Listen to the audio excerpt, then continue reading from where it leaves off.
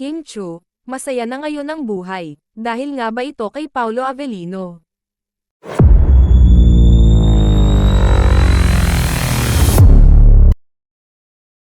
Maging ang mga taong malapit sa TV host actress na si Kim Chiu ay nakakapansin na masaya na ngayon ang aktres at tila wala na umano ang bakas ng hiwalayan nila ni Sian Lim. Hindi naman lingid sa kaalaman ng maraming mga netizens ang matinding pinagdaanan ni Kim Chiu nitong nakaraang taon matapos ang biglaang paghihiwalay nila ng kanyang longtime boyfriend na si Sian Lim. Isa sa mga taong makakapagpatunay kung gaano nakasaya ngayon si Kim Chiu ay ang malapit na kaibigan nito na si Bella Padilla na nakasama ni Kim Chiu sa mga ups and downs nito sa buhay. Marami naman ang naghinala na isa sa mga dahilan ng kasiyahan ngayon ni Kim Chiu ay walang iba kundi ang lalaking nalilink sa kanya na si Paolo Avellino.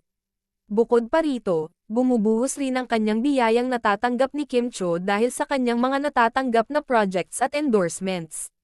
Hinala rin ng maraming mga netizens na may alam ang mga malalapit na kaibigan ni Kim Chiu sa totoong estado nila ni Paolo Avellino.